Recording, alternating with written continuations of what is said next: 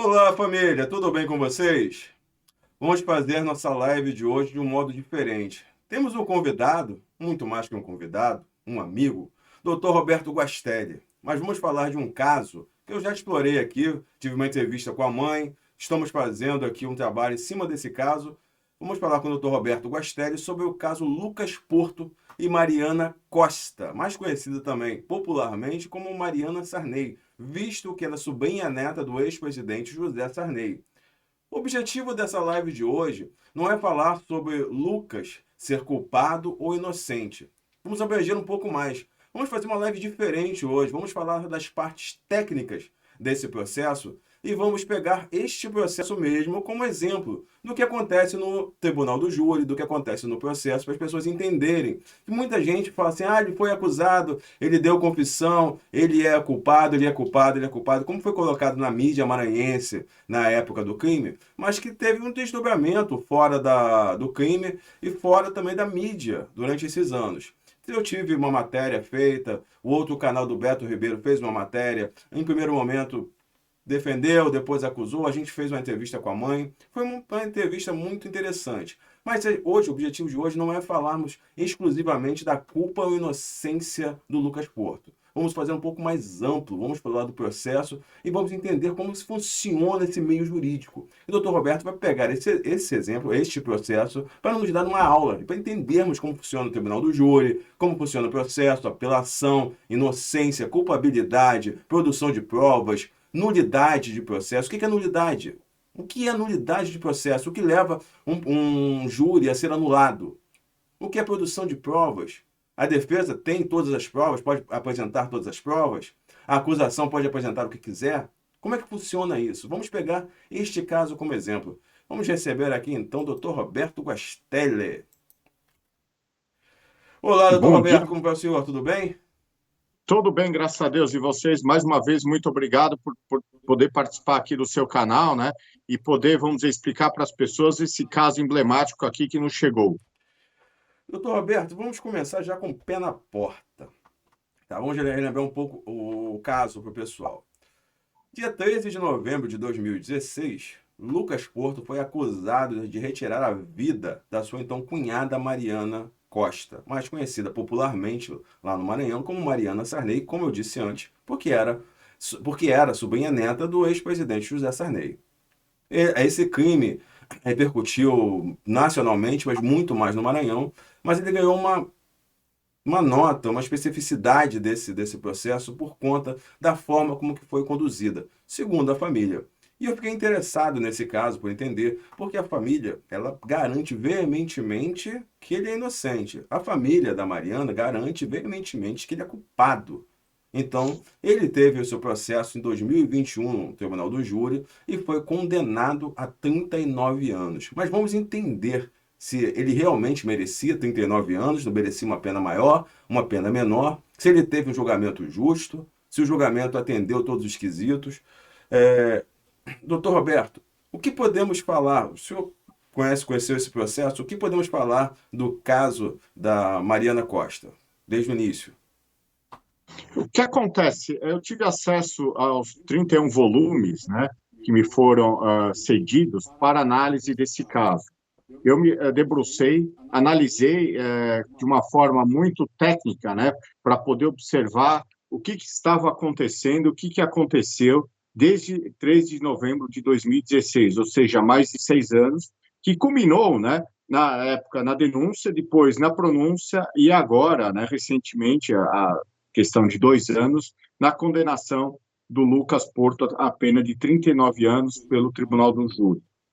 O que chama mais atenção, Marconi, é que esse crime aí, na época, a gente chama de um crime mediático, né? Que a imprensa teve totalmente focada, né, na apuração e dar uma resposta para a sociedade maranhense, vamos por assim por dizer, né, de São Luís, né, para justificar quem foi o autor da morte da Mariana Sarney, sobrinha neta do ex-presidente da República. Mas, analisando-se, né, com cautela, desde a instauração do inquérito, né, até o transcorrer do processo, agora em fase de recurso, de apelação, né, nós pudemos observar que houveram, né, e há falhas gritantes, né, na análise, né, desse processo, né. No início, eu coloco o seguinte, as questões que me foram trazidas, né, estão nos autos. A principal delas é a relação do Lucas Porto se dirigindo ao apartamento da vítima, né, cunhada dele, na época, um domingo, 13 de novembro de 2016, por volta das 15 horas. Né? Lá, segundo consta de um depoimento dele, ele teria ido lá conversar com Mariana e levar um dinheiro para ela. Né? E suas filhas, né, juntamente com as filhas da vítima, estavam na piscina do condomínio. E depois de uns 40 minutos, ele desce, né, desce pela escadaria do prédio, né, e quando ele está descendo, ele recebe uma ligação de Mariana, né, e, segundo informações e relatos, inclusive até mesmo de moradores lá do prédio que viram as imagens, né, isso consta em depoimento oficiais durante o inquérito policial, e que Lucas estaria falando com Mariana por 8 minutos. Né? Isso é um ponto, um fato muito importante. Né? Então, ele sai por volta de umas 10 para as 4, mais ou menos, eu não sei precisar os horários aqui, tá? Mas esse é o tempo que ele sai do condomínio, da escadaria lá do prédio, e é visto, né, pelas imagens, conversando com ela por 8 minutos. Ele pega o carro, sai, né, e aí começa, depois de umas 2 horas mais ou menos, vem uma amiga, né, no apartamento, entra no apartamento, verifica, né, o quarto lá que Mariana está deitada, ela está deitada na cama nua, né, e, segundo relatos dessa testemunha, estaria dormindo. Né. Depois de mais ou menos uns 40 minutos, chegam as crianças, as filhas da Mariana, e recebe uma ligação para elas irem para um culto. E aí o que acontece, né? Essa amiga manda chamar, né? Aí uma das crianças entra no quarto, vê a mãe, né, morta, fria, não responde, né? E aí é chamado, né? Essa pessoa que está no apartamento não entra no quarto, que segundo relatos dela, ela não teria condições, né? Ela não tinha condições de vê-la, né? Mariana nua, lá naquele estado em que se encontrava. Aí chamam uma vizinha do andar para ajudar a prestar socorros, né? E essa vizinha, juntamente com o marido, entra no quarto e a filha, né, da Mariana, e vestem ela e conduzem ela para um pronto-socorro, né? E aí, nesse caminho, ela é levada a gente vê as imagens do elevador, eles carregam Mariana, né, arrastando ela, né, e aí levam ela para um pronto-socorro que fica aproximadamente, né, segundo relatos, e eu consegui apurar isso pelo Google Maps, a 10 minutos da casa de Mariana. Né? E aí, nisso daí, o que acontece? Ligam, né, do telefone celular, isso que é importante também, da vítima, né, para Lucas, para o ex-marido, né, o viúvo de Mariana, né, informando que ela estava no hospital lá, que estava, vamos dizer, sendo atendida e com indícios de que estaria morta. Tá? E aí o que acontece? Disso daí é acionado a polícia, porque Mariana é sobrinha neta, como você disse, do ex-presidente da República, né? E aí a polícia toda lá de São Luís, do Maranhão, acaba, vamos dizer, investigando, ingressando nesse caso rapidamente, de uma forma assim muito sorrateira, vamos pôr, diferentemente do que acontece em outros casos que a gente verifica, né? A gente trabalha. Né? Isso tudo por quê? Porque secretário de Segurança Pública, governador, tudo naquele momento foram acionados, né, em virtude da vítima ser uma pessoa importante. Né? E aí, diante disso tudo aí a polícia vai até o apartamento, o prédio onde Mariana mora, né, e consegue recuperar as imagens. Nesse momento, chega Lucas lá. Né? E aí, diante dessas informações, verificam lá que as imagens Lucas era a única, supostamente a única pessoa que estaria no momento desse crime, né? Acabam levando ele para a delegacia de polícia, né? E lá pela madrugada, tantas horas, tanta pressão que ele sofreu, né? Ele acaba fazendo uma confissão que depois ele se retrata disso daí, né? Então, o que chama a atenção é que já pegaram de início, e a imprensa, já no dia seguinte, na madrugada, né, relatando a morte da Mariana, né, sobrinha neta do José Sarney, que foi um escândalo para a sociedade maranhense naquela época. Né? E a Roberto, ponto... Pois não. Só para esclarecer um ponto, o senhor tocou num ponto aí da confissão, que ele teria confessado e depois teria se retratado. Eu lembro que quando eu li esse processo, eu vi que ele tinha tido uma suposta agressão, que inclusive ele fez um boletim de ocorrência, um laudo médico, e falou com a juíza que teriam machucado o pé dele, tá? No dia em que ele teria feito a confissão. Teriam acertado uma arma no pé dele, acertando, inclusive deixando o dedo do pé roxo. Ele fez o corpo de delito, comprovando que ele tinha ficado com o dedo do pé roxo, e ele teria acusado um policial. Isso seria um pouco coercitivo, né, para ele ser levado para fazer uma confissão. Ou estou enganado? Não, exatamente, é isso e isso que às vezes eu vejo em alguns casos também, né? Que infelizmente a polícia, para dar uma a resposta rápida à sociedade, né? Pega aquela pessoa como bode expiatório de um crime, né? E acaba obrigando ela, né, de formas coercitivas, né? Utilizando-se de expedientes não legais, né? Para obter uma confissão, né? Põe no papel, aliás, o que eles querem que a pessoa tenha dito, né? E obriga aquela pessoa a assinar e na omissão de assinar, né, acabam torturando essa pessoa, que é crime dessa autoridade que está fazendo isso. Né? Então, é isso que eu vou chegar aqui. Todos esses elementos, Marconde, né, de início, já me surpreenderam quando eu vi o inquérito, né, que está juntado aos autos. Né? A agilidade como foi feita, né, essa confissão obtida durante a madrugada, né, que eles poderiam já ter requisitado, né, uma prisão temporária dele, mas não, prenderam ele em flagrante, né? Flagrante desse delito, e fizeram ele confessar por volta lá, acho que era 1h30, e pelo que está no documento assinado digitalmente, né? Mais ou menos esse horário. Então, ou seja, depois de um desgaste muito forte emocionalmente, eu digo isso porque ele tinha um relacionamento, né, às escondidas com Mariana, né? Eles eram amantes, né? Isso está em depoimentos. E o que acontece? Ele foi obrigado, né, pelo que eu entendo e eu verifiquei, a assinar esse documento, né, de uma forma coercitiva. Ou você assina ou você assina.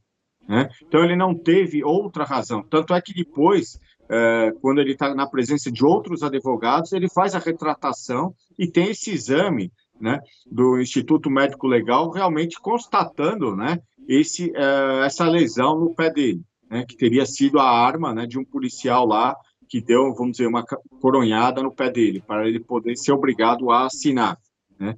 Só que, infelizmente, a defesa dele, na época, não conseguiu levar isso adiante, deveria ter levado para a corregedoria, né, de polícia lá de São Luís.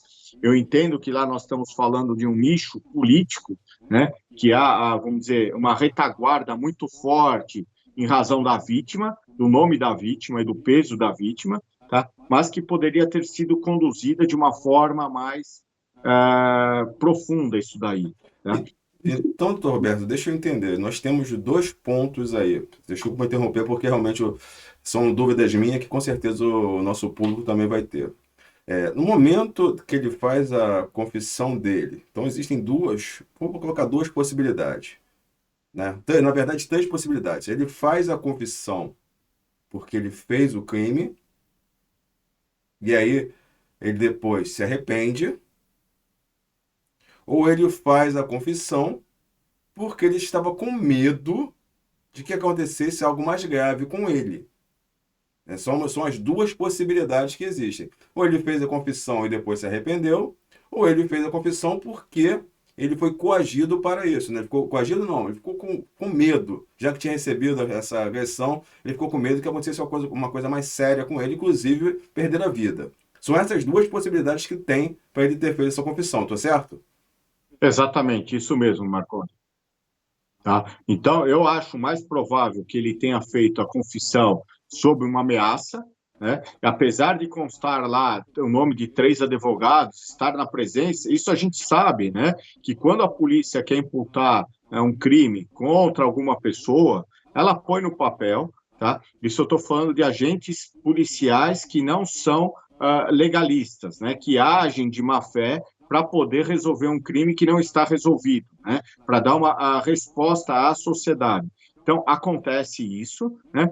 Põe lá, o advogado é cooptado, né? Ele tem que ficar, vamos dizer, ele também é obrigado a assinar. Infelizmente, há profissionais, né, que são vendidos também, né? Eu não posso generalizar aqui a classe, mas infelizmente existem alguns profissionais que são vendidos e policiais também que agem de uma forma ilegal, né? Então, aqui, nós percebemos nitidamente que houve uma coação e estava sendo colocada em risco a vida dele, né? Ou ele assinava aquilo, ou o mal maior, né, o mal injusto, seria feito contra a vida dele ou de algum familiar dele, que tinha na época duas crianças, e ainda tem, né, duas crianças menores de idade. Tá? Então, isso precisa deixar bem claro, né? Por que, que ele confessou? Então, eu acredito, e depois relendo, né, a retratação e os outros depoimentos, e que houve uma coação lá. E mais que está, vamos dizer, plausível com o laudo, né, que ele fez no IML, né, que apontou lá o pé dele, que ele sofreu uma coronhada no pé dele. Tá?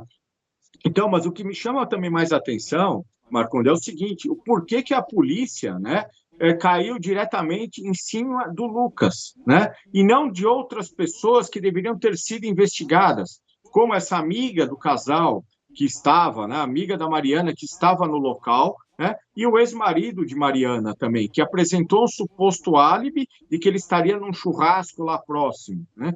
Então, por que que essa investigação já de fato, né, correu tudo contra o Lucas, né? Isso é um questionamento que eu faço e eu fiz aqui lendo os autos, né? Por quê? Porque os relatos, né, de vizinhos lá que viram as imagens, que viram, né? E isso está em depoimento na delegacia e depois no fórum, que eles viram, né, Lucas conversando, viram as imagens lá de Lucas conversando durante 8 minutos.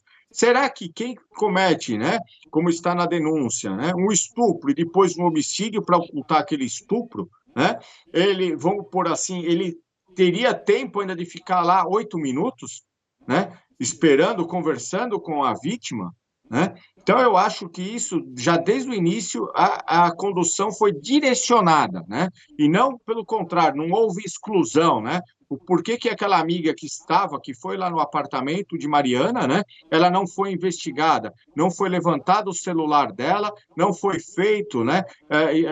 Exames nela para verificar se tinha alguma lesão ou o exame de DNA coleta sobre as unhas dela, né, para poder apurar se foi ela ou não, ou até mesmo o ex-marido de Mariana. Né? Por que, que deixaram fora da investigação? Uma investigação de um crime, né? E ainda mais um crime, sem uma, vamos dizer, uma testemunha presencial, deveria ter sido, né? A polícia do Maranhão deveria ter tido essa cautela, mas nós sabemos o porquê não teve essa cautela. Porque, tratando-se de uma vítima, sobrinha neta de um ex-presidente da República, né, pegaram o primeiro bode expiatório que estava no local, né, que foi lá. Né, e a gente sabe que não eram Lucas e Mariana, já eram, vamos dizer assim, tinham um relacionamento extraconjugal os dois há mais de ano. Não era aquele mês, não era aquele dia o primeiro encontro deles. Né? Se eles tiveram uma relação extraconjugal já há algum tempo e relações sexuais, né? E naquele dia se tiveram, né? É porque eram consentidas essas relações, né? E uma outra coisa que também, Marconi, que chama muito a atenção, né? Lendo os autos do inquérito, o laudo de constatação do local, que nós percebemos pelas fotos, né, anexadas a esse laudo, que não houve bagunça. Né? O quarto estava, vamos dizer assim, praticamente arrumado. A cama é somente desarrumada, não havia sinais de indícios de uma suposta luta dela, né, contra o seu agressor, né, como consta na denúncia feita pelo Ministério Público, que ela estava na cama, teria lutado contra Lucas Porto, né, e nada disso, né, a gente percebe-se, visualmente eu estou colocando, tá, né, pelas fotos que foram anexadas. E uma coisa estranha também, Marco, o porquê que a polícia do Maranhão não requisitou, né, o exame de DNA sobre as unhas da Mariana, para verificar se havia algum material genético, né, como consta na denúncia, né, de que houve a luta corporal para ela, vamos dizer, supostamente tirá-lo de cima dela. Né? Sim. Então, isso é muito estranho. Né? Então, que eu digo, repito novamente, né, por que, que essas pessoas próximas não foram investigadas? foi direcionado a Lucas Porto, né? Qual o motivo, né? Que eu repito aqui novamente, o motivo foi para dar um cala-boca para a sociedade maranhense, né?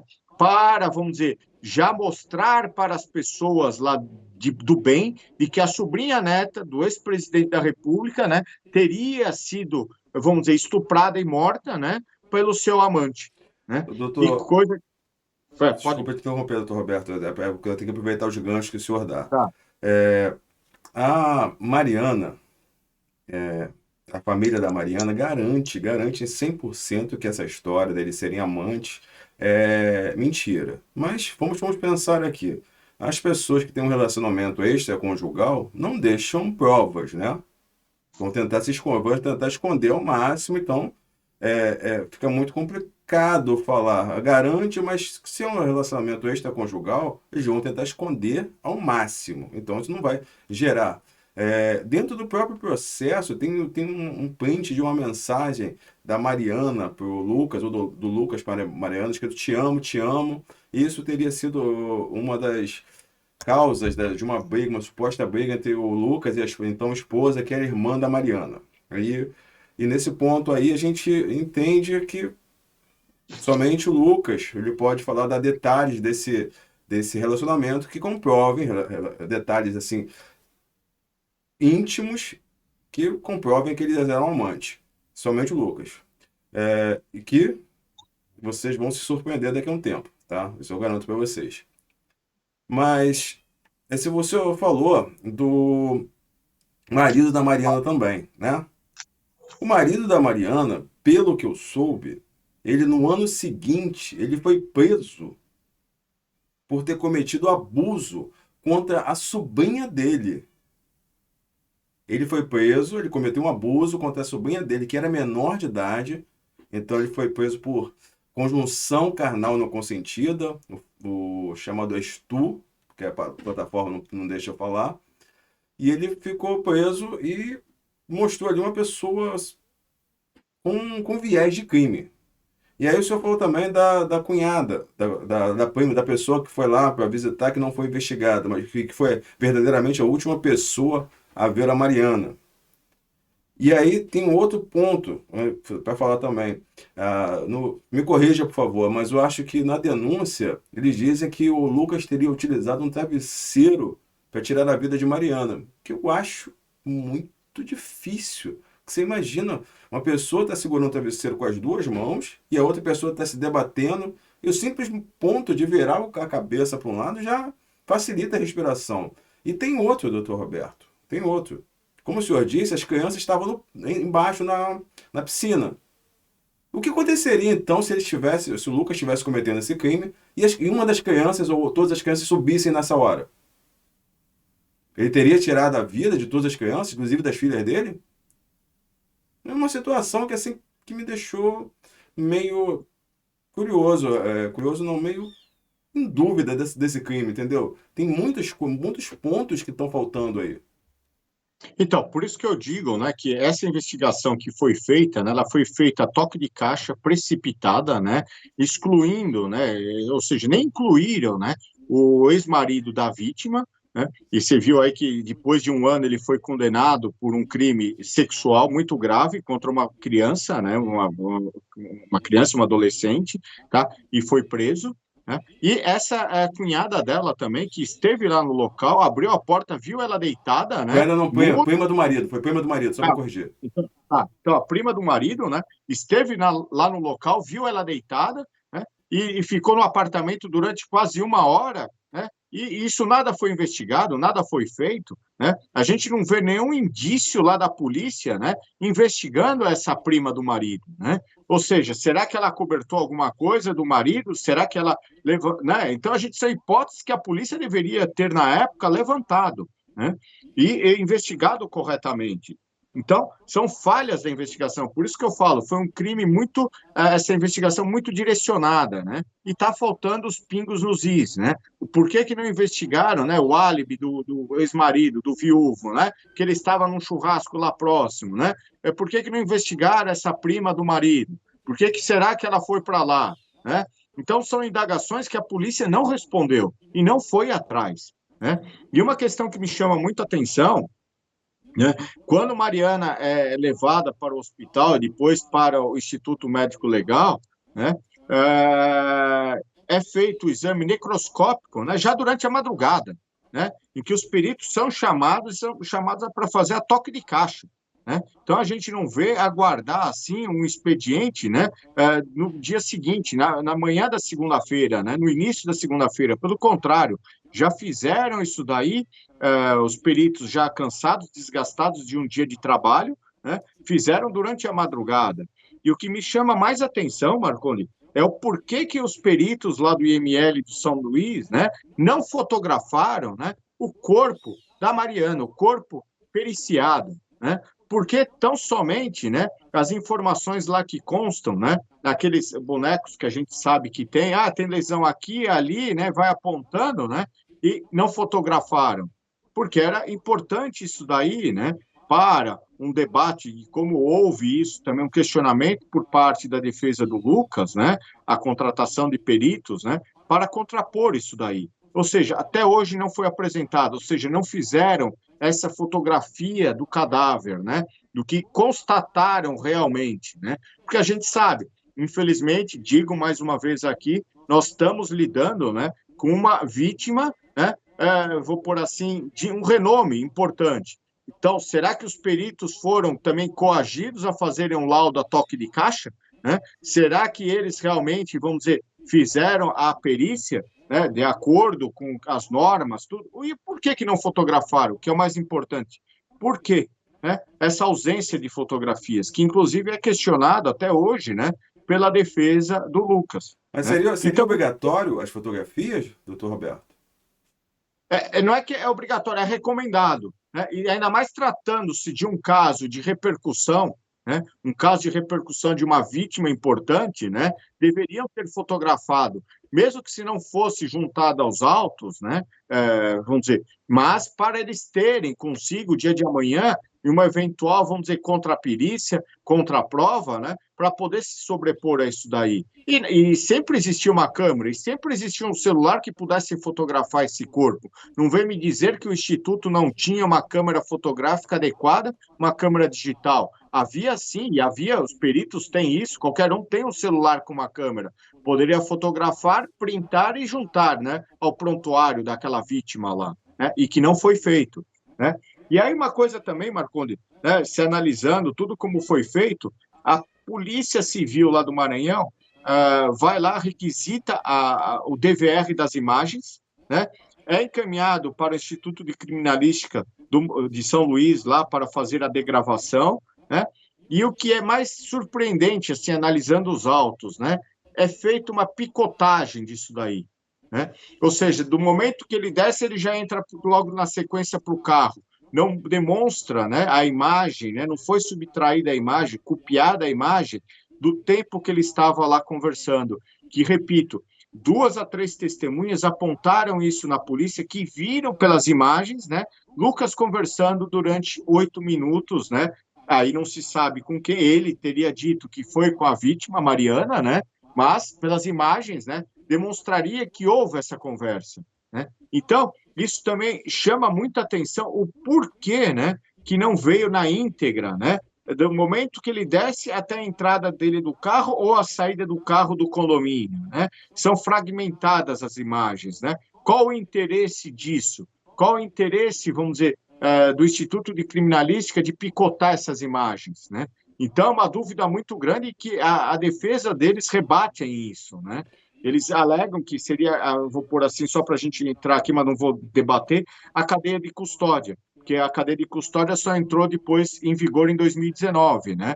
Mas a preservação disso daí, né? Dessa prova íntegra, né? Era somente copiarem lá as imagens do tempo que Lucas teria supostamente entrado às 15 horas e 11 minutos ou 14 minutos no prédio até a saída do carro, que daria mais ou menos nem 1 hora de imagens. Isso poderia ter sido salvo num pendrive, né, e ficado lá também.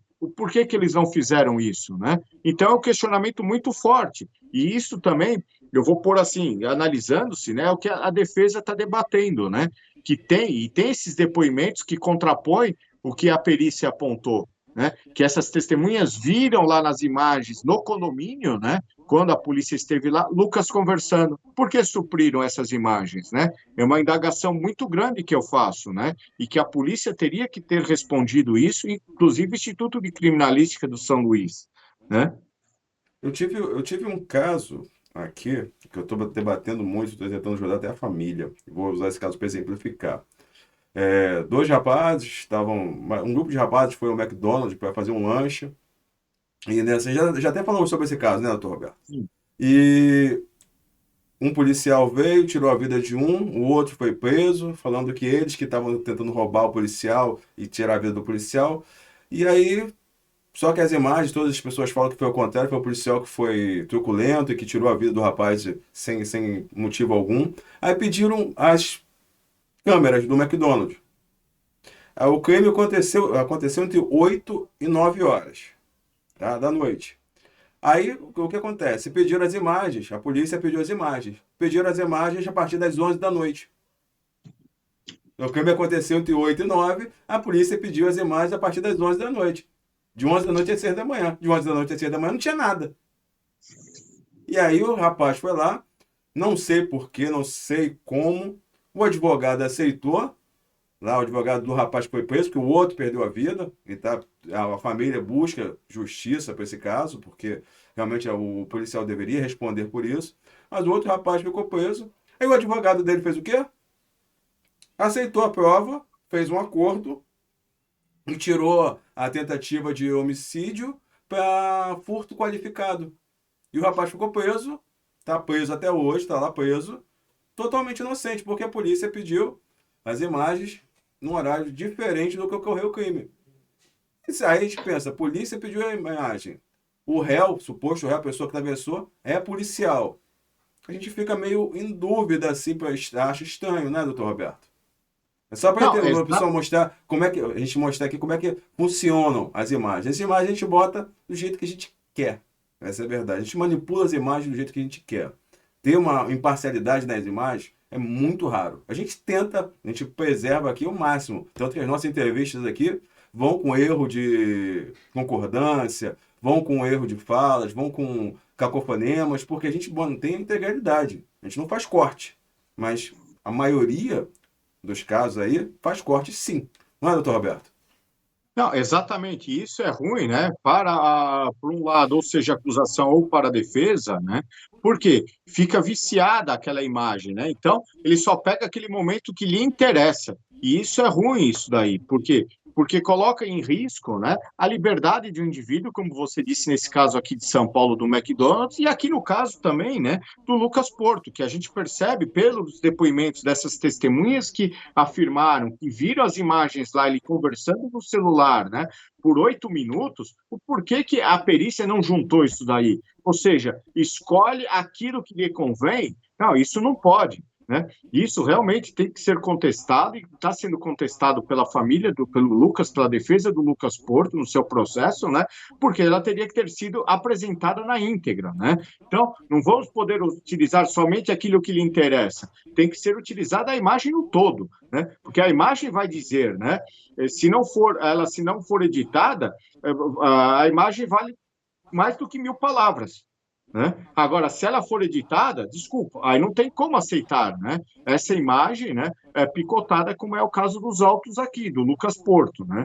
E uma outra questão que chama atenção, Marcondes, é o porquê que da apreensão na época do celular do Lucas, né, já quando ele foi detido, foi entregue o celular e o celular ficou durante vários dias ligado, recebendo mensagens, né, recebendo ligações, né, e uma outra questão, o porquê que o celular da vítima, da Mariana, né, não foi apreendido de imediato, e sim dias depois. Né?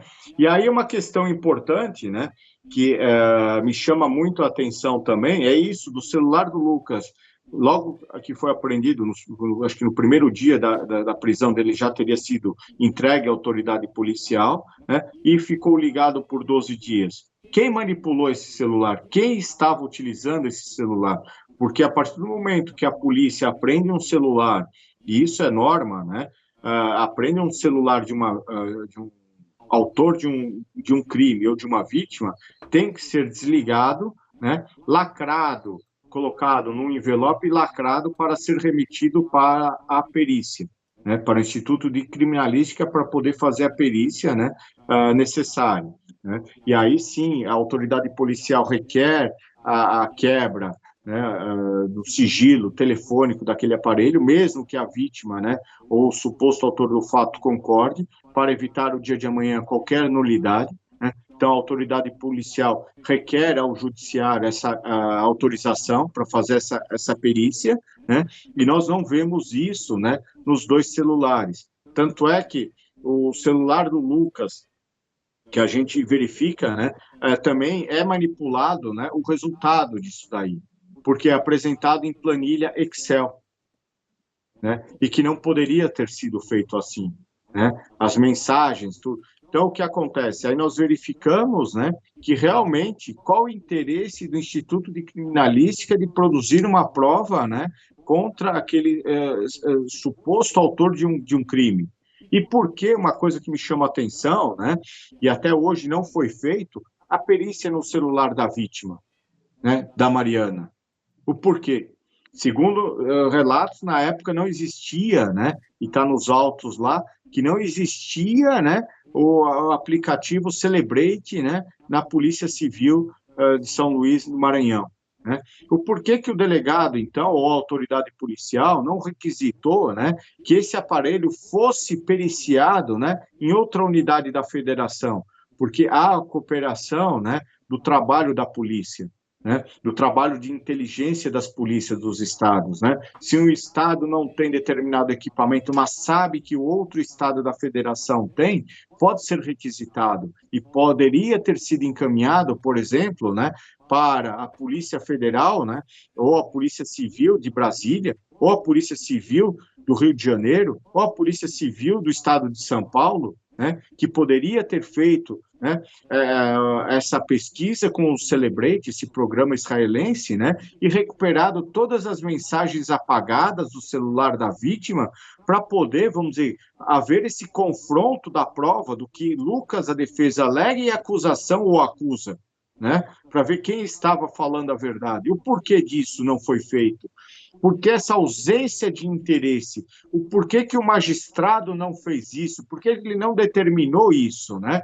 Que eu acho que num processo penal, né, a verdade real tem que se sobressair, não é a verdade formal, eu acho. Não, é aquela verdade exata, a verdade extraída dos fatos. E qual era esse fato relevante, né? De que eles eram, vamos dizer, tinham mensagens lá, vamos dizer, do relacionamento extraconjugal já de alguns anos, que foram apagadas, mas para o programa Celebrate, isso não há um impedimento, ele consegue recuperar as mensagens, né, as conversas, fotos, tudo que tiver oculto no aparelho, né, e trazer à tona a verdade. Inclusive, essa ligação que foi feita, né, de 8 minutos, né, entre Mariana e Lucas, entre a vítima e o réu. Né? O porquê que não foi feita essa perícia? O porquê está se escondendo, né, uma verdade que essa sim era a verdade que iria demonstrar como os fatos ocorreram. Né? E não uma verdade imposta aí pela autoridade policial, né, do estado do Maranhão, né? Acusando, supostamente estamos aqui, não estou entrando na culpa ou não do Lucas, né, mas ou acusando de imediato de que ele teria sido o autor desse crime horrendo, vamos pôr assim, né, por dizer. Né? Então, por que não há interesse da autoridade policial, até mesmo do Ministério Público, né, em trazer a verdade dos fatos? Porque já resolveu o processo, porque já resolveu a questão, porque já está julgado, né, já está sentenciado lá pelo Tribunal do Júri, nós entraremos mais adiante. O porquê não trazer à tona essa verdade? Porque com o Celebrate no celular, né, da vítima, da Mariana, com certeza, né, a verdade apareceria, ou aparecerá, né, quiçá, né, se for determinado ainda, porque parece que há um recurso, né, em julgamento no STJ, né, em Brasília, né.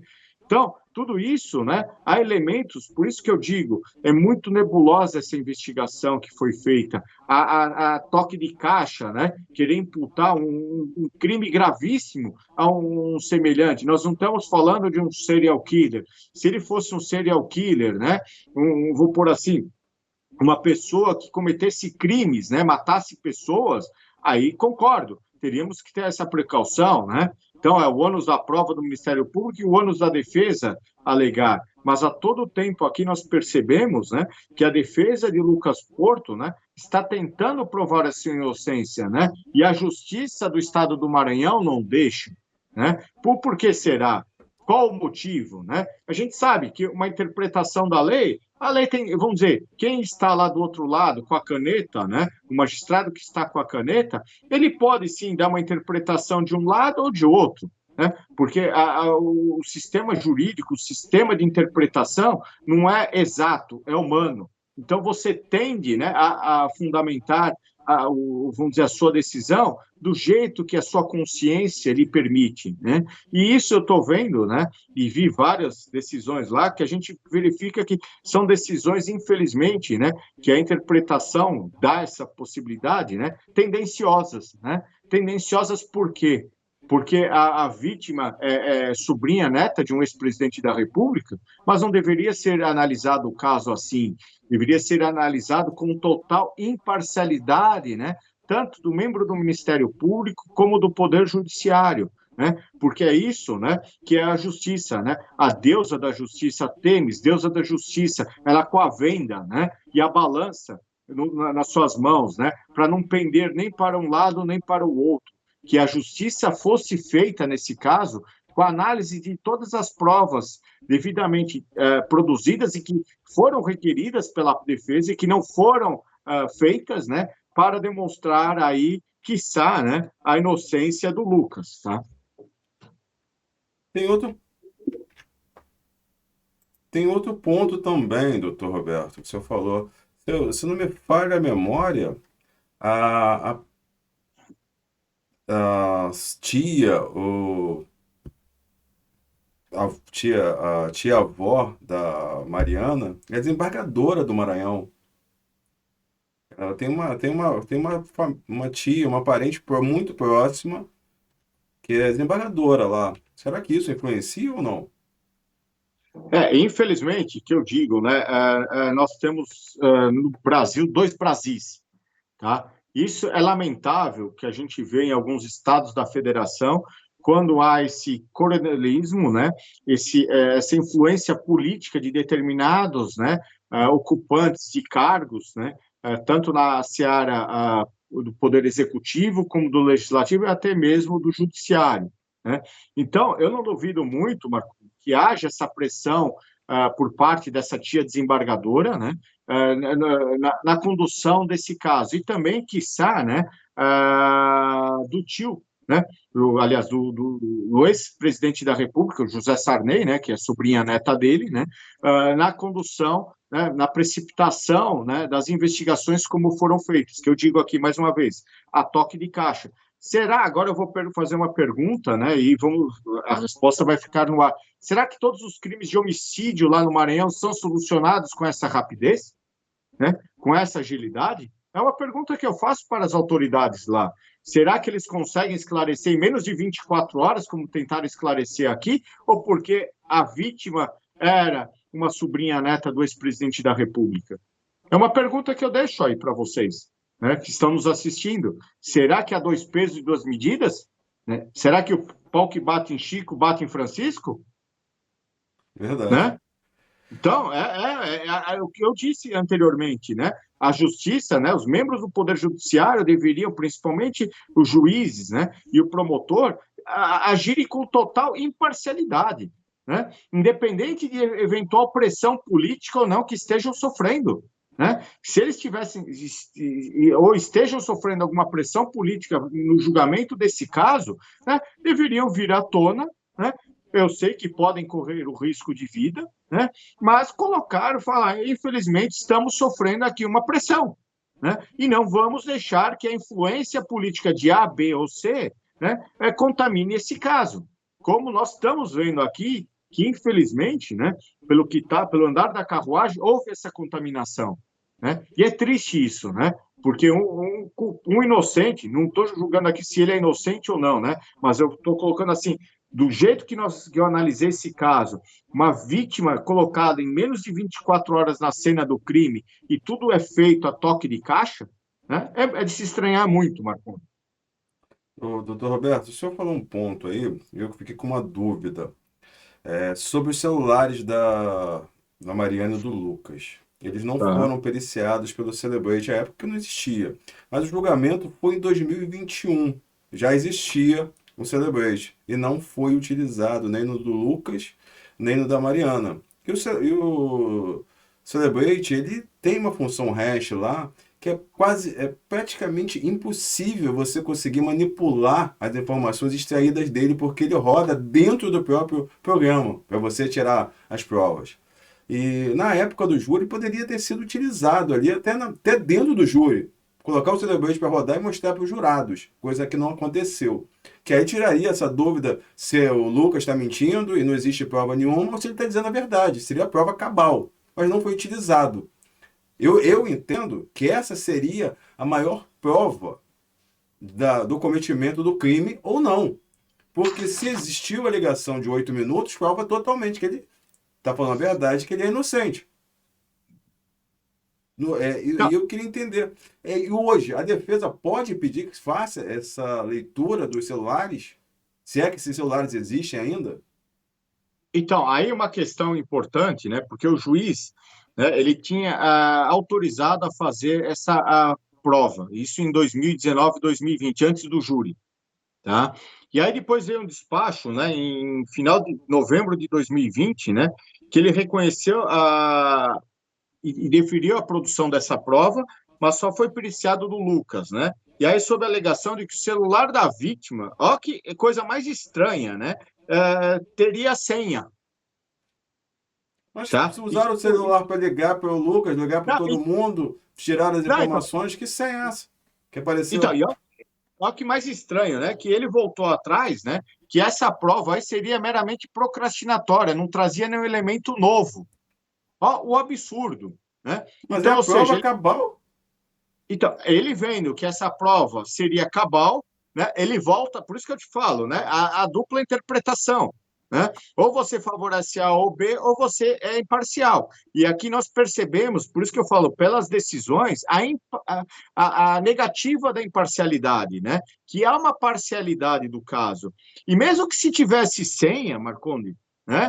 O Celebrate, quando ele é submetido a um aparelho celular, né? Com senha, o Celebrate consegue, né, extrair todos os dados, Tudo. tá? A senha é só para você, vamos dizer, humano aqui, se você quer ver lá o que a pessoa acabou de entrar, né, para você ter essa facilidade. Mas a partir do momento que ele é levado para a perícia e é colocado, né, esse programa nele, né, que é feito esse hackeamento do aparelho celular, que né, nada mais é do que isso, ele hackeia tudo, ele extrai tudo, né? Desde o que foi apagado há 2, 3 anos, eu já vi isso, né? Pessoas que apagaram fotos de 3, 4 anos atrás, né? Ele consegue fazer essa extração de dados e não há necessidade da senha, né? Então, ou seja, por que essa decisão, né? Seria, vou pôr assim, primordial, é né, uma prova, como você disse, cabal para o deslinde desse caso, porque demonstraria vários fatos, né? Estaria provado e aí, independentemente, vou pôr assim, das informações obtidas, né, do que havia naquele conteúdo daquele aparelho celular e que se houve, vamos pôr assim, um relacionamento amoroso, extraconjugal entre eles, né, isso não seria trago à tona, seria trago tão somente para os autos, né, que não abalaria. Mas o porquê do impedimento dessa prova? O porquê? Né? E isso é uma coisa realmente que demonstra, né, a condução, vou pôr, equivocada do andamento do processo para a inocência, né, ao que sabe absolvição, né, do Lucas. Né? Aqui digo, não estou tratando se ele é culpado ou inocente. Né? Então, estou tratando aqui da condução das provas, né, da lisura no tratamento dado às partes. E isso não está sendo respeitado aqui de uma forma igualitária, né? Entre Ministério Público, acusação e defesa. Por quê? Porque, como a própria defesa trouxe aqui, esse celular é importante para o deslinde, né? Para o fechamento desse caso, né? Como você disse, repito, é a prova cabal. Se houve ou não houve essa ligação, se houveram, vamos dizer, trocas de mensagem entre eles que foram apagadas, né? E qual o conteúdo dessas provas, né? Isso colocaria um ponto final e não deixaria na dúvida, Dúvida né? zero. Dúvida zero. E digo aqui, como o processo penal ele tende, né, na produção de provas para produzir a verdade real, não estamos produzindo a verdade real, né? Está deixando a desejar. O porquê que o juiz condutor do processo, né, não determinou, como repito aqui novamente, né, que o celular não fosse periciado em outra unidade da federação? Por quê? Por que que ele deixou? Eu Ele, acho esse ele não ponto ele muito interessante, doutor Roberto. Por quê? Porque a defesa do Lucas fala que precisa ser periciado os celulares para mostrar ali a verdade real, que mostraria a ligação do Lucas, mostraria que eles teriam tido um relacionamento. E, e eles teriam, nessa estação, mostrar isso. Eu acho que seria algo muito difícil. Eu estou pensando, eu como defesa, tá? Eu como defesa, falar, olha, eu quero que se extraia as informações desses celulares porque vão mostrar a verdade real, vão mostrar que o meu cliente tinha um relacionamento, vão mostrar que ele ligou. Seria muito difícil eu chegar lá, mostrar e na hora da perícia não existe ligação, não existe mensagem. Ah, foi, foi manipulado. E o Celebrate é quase impossível. Acho que seria, tipo assim, de uma inocência, de um tiro no pé, a defesa pedir algo que eles poderiam não encontrar. Tô errado? Não, exatamente, está certo. Isso faz parte do devido processo legal, né, que está garantido pela nossa Constituição e da plenitude de defesa, né? Produzir todas as provas, né, essenciais e cabais para a verdade real, né? E aí, realmente, encaminhando o Celebrate para uma outra federação, unidade da federação, para periciar esse celular, né? Como você disse, o laudo ele vai vir com todas as informações, não vai pular, não vai ser manipulado, vamos pôr assim, por dizer, Não né? tem como. Não tem como, porque ele vai extrair aquilo que está no celular e aquilo que vai ser apontado, né? Então, muito diferentemente do que foi feito com o celular do Lucas, né? Em que a perícia apontou em programa Excel, que a gente sabe que no Excel não é nada, Não é né? nada. São dados que você fornece e monta uma planilha do jeito que você quer, né? Então, ou seja, realmente a prova do celular da Mariana, a análise dessa prova é cabal, né? E eu acredito que se eles conseguirem reverter isso no Superior Tribunal de Justiça, né, com um recurso que parece que está aguardando julgamento, né, talvez, né, isso daí, realizando esse celebrate, consiga-se, né, anular até esse júri, né, porque é uma prova essencial para demonstrar, né, a inocência dessa pessoa que foi levada injustamente, né, a um julgamento e, vamos dizer, levado a erros jurados. Porque se essa prova tivesse já no processo, demonstrando que houve essa ligação, né, aí eu tenho certeza, né, de que se isso fosse apresentado aos jurados no plenário dos júris, Lucas seria absolvido. Sim, entendi. Tá? E uma dúvida minha, porque eu, como não sou advogado, vou aprender agora. A defesa não pode pedir hoje, mesmo depois do julgamento, que esse celular seja passado pelo Celebrate, não, né? Não, o que acontece? É uma prova técnica, né? Que isso já está sendo debatido num recurso, tá? Diante do Superior Tribunal de Justiça, né? Então está aguardando o julgamento da análise disso daí, se vai poder ser feito ou não, né? Hoje, vamos por assim, lá atrás, né? Se não tivesse sido feito esse recurso, né? Contra essa decisão do juiz que indeferiu, né? Que está pendente de julgamento e é importante para o desfecho do caso. Né? Se a parte não tivesse, né, hoje, já tendo sido julgada pelo tribunal do júri, já não poderia mais ter requerido. Deveria ter sido requerido lá atrás, de início. Né? Ou seja, ou na fase lá da sentença de pronúncia, né, da primeira fase do processo penal, né, que se daqui contra os crimes dolosos contra a vida, né, ou na fase do tribunal do júri, lá apresentando, né, requisitando a perícia desse celular. Tá? Diferentemente, Marconde, vamos pôr assim, que se fosse uma prova nova, né, não se tivesse ocultado esse celular, né, e não tivesse sido apreendido lá atrás, e hoje aparecesse esse celular, né, como prova nova, tá? Prova nova, você poderia pedir, né, a perícia nesse celular pelo Celebrate. Tá? E aí sim, né, se esse Celebrate, o resultado desse Celebrate apontasse, né, que houve essa ligação de 8 minutos, né, aí sim você entrar até mesmo com uma ação rescisória, né, do Tribunal do Júri desse julgamento. Né? Eu sei que uma revisão criminal, né, eu sei que as decisões do Tribunal do Júri são independentes, né, não podem sofrer, vamos dizer, uma rescisão assim desse fato, mas aí é um caso, uma prova nova que está demonstrando a total inocência deles. Tá? Como foi no caso lá dos irmãos Naves, né? Ou Neves, se eu não me engano, lá em Minas Gerais, né? Que eles foram condenados e depois lá na frente, né, apareceu a vítima. É verdade, Tá? verdade. Então, o direito, né, tem essas possibilidades, né, admite essas questões, tá? Então, não dá para cravar é ou não é, né? Por isso que eu digo aqui, na interpretação aqui das decisões judiciais, nós estamos vendo que essas interpretações estão sendo tendenciosas, tá, Marconi? Tá. Vamos falar um pouquinho agora para finalizar, doutor Roberto, sobre o próprio Tribunal do Júri do Lucas, tá? Eu sei, você viu o tribunal, viu que estava gravado, e teve uma hora ali que o juiz, discutindo com o Lucas, diz uma frase muito, não é exatamente isso, mas dá-se a entender. Que a discussão passa, ele fala assim, aqui não tem inocente, aqui tem provas. E depois ele até se retrata, mas o simples fato dele falar assim, aqui não tem inocente, aqui tem provas, isso não influencia os jurados? Quando eu, como juiz, falo assim, ó, ou eu, como promotor, falo assim: aqui não tem inocente. Ou quando o juiz fala: aqui não tem inocente. Isso não traz uma carga para os jurados? Como é que funciona isso? Cada um pode falar o Então, que quiser? Como é que. Eu realmente queria entender.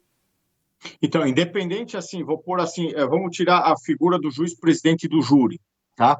O acusador, que é o Ministério Público, né, o promotor de justiça, o assistente de acusação, né, eles podem, durante os debates, né, utilizar de expressões, né, ele é acusado, ele que foi o autor do crime, não tem problema nenhum. E a defesa, né, por sua vez, né, alegar, ele é inocente, não tem problema, tá? Porque isso faz parte dos debates, né?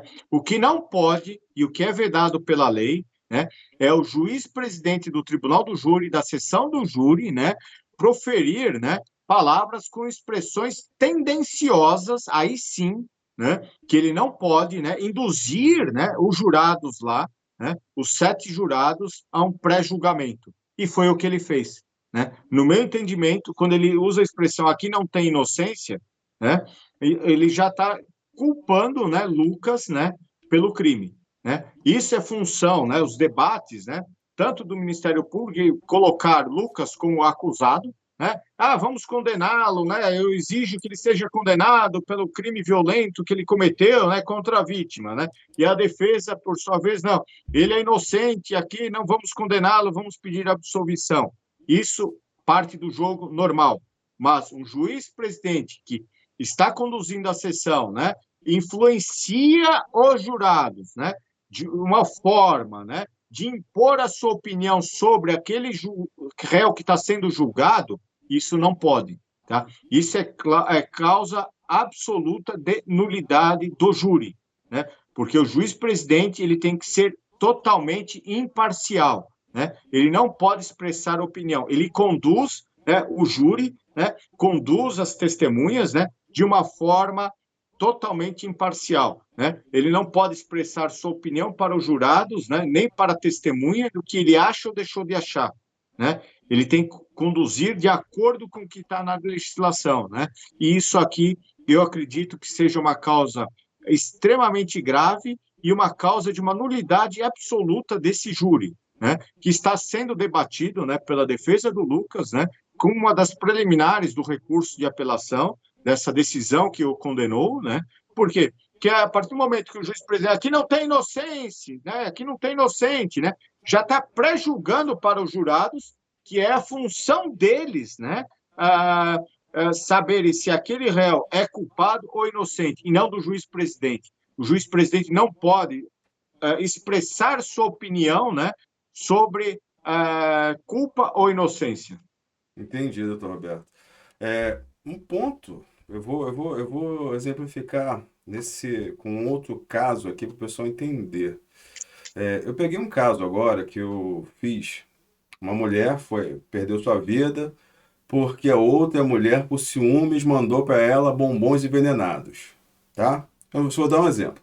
Esse é um caso que eu fiz. E ela tinha esse ciúme de um ex-relacionamento dela que nem estava mais com ela, que era o senhor Mário Sérgio. E aí o que aconteceu? O senhor Mário Sérgio começou a conversar com essa mulher, com a Suzane, e a Suzane ficou com ciúme da Linda Cia e começou a perseguir a Linda Cia e começou a acusar o Mário Sérgio de trair ela, tá? Aí o que ela fez? Ela foi, abriu uma ação, uma denúncia falsa contra o Mário Sérgio, e o Mário Sérgio foi preso, tá? Foi preso, ficou 20 dias preso. Sem nada, sem ter feito nada. Depois essa mulher falseia outra denúncia, entra no celular dele, finge que está passando mensagens para ela de ameaça. O filho dela vai na delegacia, fala que o Mário Sérgio estava na casa dele ameaçando a mulher, a mãe dele. E o que acontece? Na segunda-feira o Mário Sérgio foi preso de novo, sem ter feito nada. Foi preso de novo. Nossa justiça foi assim. E aí, ele ficou sabendo da morte da amiga, do ex-relacionamento que ela teve ali da Cia, pela televisãozinha da polícia. Aí, depois que a mulher morreu, é que a polícia foi procurar, foi ver que essa Suzane tinha falsificado as denúncias contra o Mário Sérgio, tinha mandado os bombons envenenados para a Linda Cia, e ela que tinha arquitetado tudo. E o seu Mário Sérgio, pela polícia, considerou ali que a a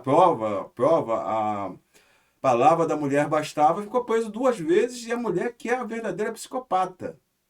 Eu vejo a nossa justiça assim, trabalhando assim, sem devida investigação.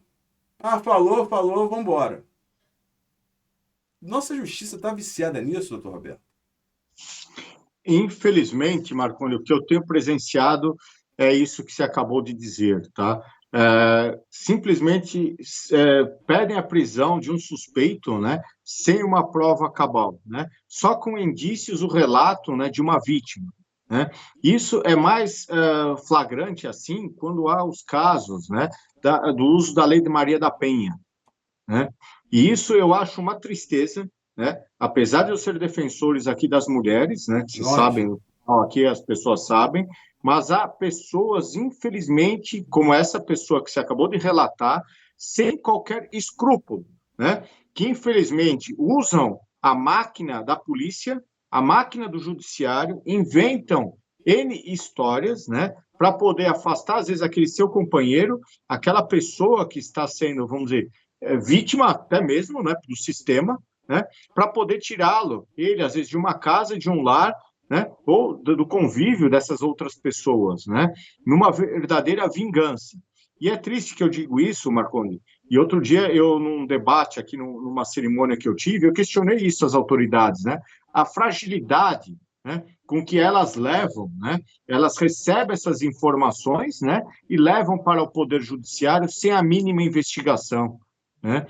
E eu acho que isso precisa mudar, né? O Código de Processo Penal, a Lei Maria da Penha, precisa ter mais elementos, né? Não digo daquela vítima que chega espancada, né, que merece realmente uma proteção lá de imediato, né? Mas aquela vítima que utiliza dos instrumentos, né, que nós temos aí à disposição da vítima, né, para utilizar, repito novamente, o judiciário para ter em seu favor uma medida protetiva e pôr um inocente na cadeia, né?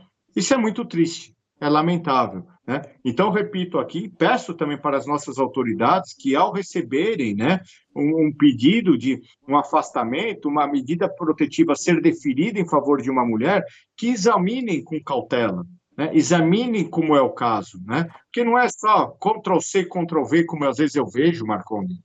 Infelizmente, pelo excesso, né, de trabalho, excesso de serviço, né, acabam deferindo aí, né, medidas desnecessárias, né, prisões, né, desnecessárias, né? Que poderia, vou pôr assim, até uma cautelar de restrição de direitos, um uso de uma tornozeleira, né? Ser bem mais aplicável do que um cárcere privado, né? Então, realmente, o que eu vejo é isso: o judiciário está assoberbado, as autoridades policiais estão assoberbadas com vários pedidos, né, e várias denúncias, e aquela que precisa, realmente precisa, não tem, Marcondes. É verdade. Doutor É, Roberto, é eu puxei esse lamentável. assunto por quê? Porque eu vi o processo, eu conversei com a dona Eliane, a mãe do Lucas, e o Lucas, no momento que ele foi preso lá, começou lá a investigação, viram a imagem dele lá, a polícia viu a imagem dele lá no prédio, visitando a Mariana, saindo, mas também teve o depoimento da ex-mulher do Lucas, que é irmã da Mariana, o depoimento dela. E eu vi um ponto que me chamou muito a atenção, tá? Me chamou muito a atenção. Ela foi muito enfática em acusar o então marido, sem sombra de dúvidas, tá?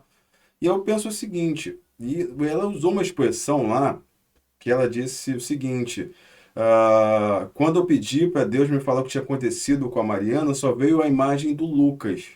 Só veio a imagem do Lucas ali, como se Deus estivesse mostrando a imagem do marido dela ali como culpado. Só que, vamos ser sinceros, no meio de um acontecimento desses, né? No meio de milhares, de milhões de hipóteses, por que que ela desconfiaria do marido?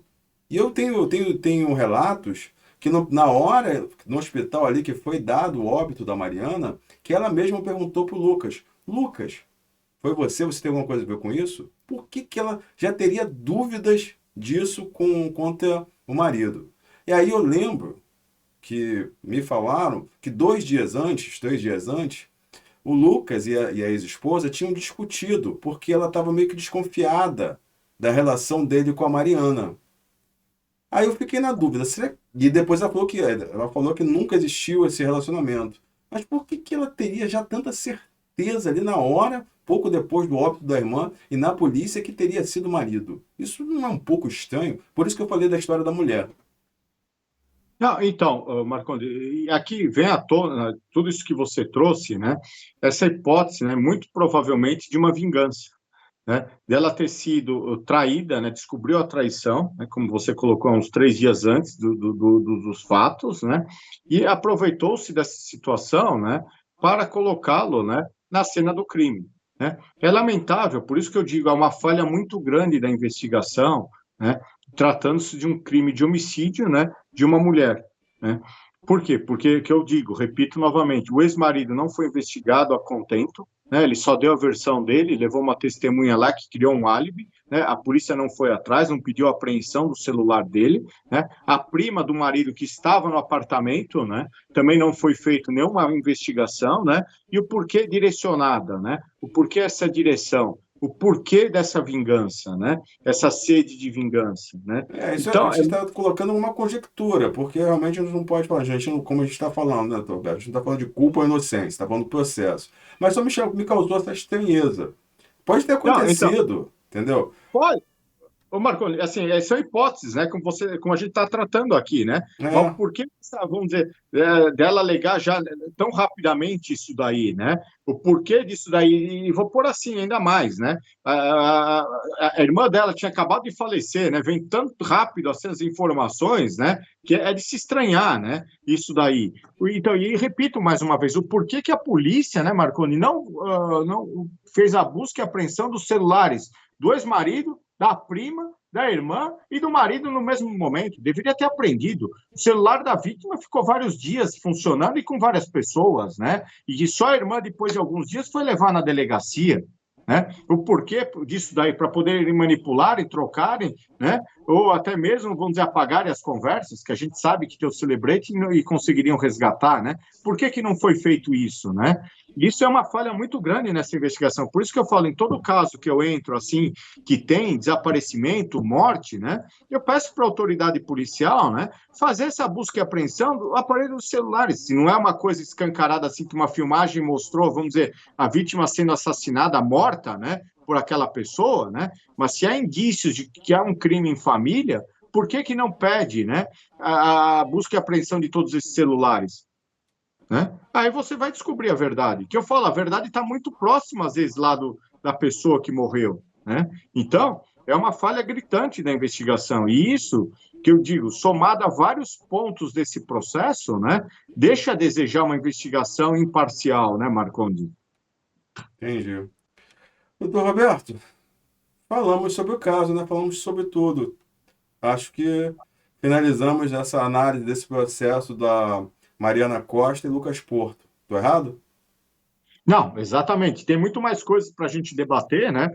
Se puder, vamos dizer, se a gente quiser uma outra live explorar depois, né? Mais alguns outros pontos que acham que são necessários, né? A gente pode debater. Mas eu acho que o importante é isso daqui: colocar que não foi feito, né?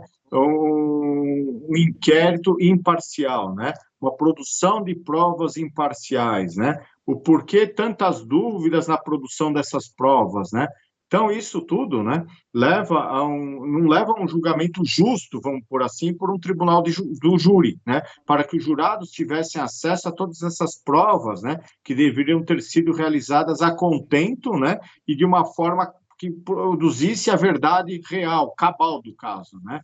Mas eu acho que está contento aqui, Marcondi, tá? E mais uma vez, muito obrigado por poder participar aqui do seu canal. Doutor Roberto, muito obrigado. Vamos ver, vamos conversar mais. De repente marcamos mais uma live para falar sobre esse caso, conforme for o entendimento desse aqui, porque com certeza as pessoas vão ficar com muitas dúvidas. Aí eu vou separar as dúvidas e a gente fala mais sobre esse caso. O que que o senhor acha? Não, acho importante isso para poder esclarecer, né? Para as pessoas entenderem, né? Que não é só sair acusando aí sem o mínimo de provas, né? Eu acho importante isso e acho que interessante, né? Ver as dúvidas aí, anota, a gente conversa, discute aqui para esclarecer a população, né? Porque nada mais justo do que eu, um operador do direito, né? Poder dar essa explicação, vamos dizer, razoável aqui para todos que estão nos assistindo, tá, Marconi? Tá, Roberto, muito obrigado. Até semana que vem e fica com Deus. E eu que agradeço mais uma vez. Muito obrigado, Marconi. Um abração. Até mais, gente. Fomos.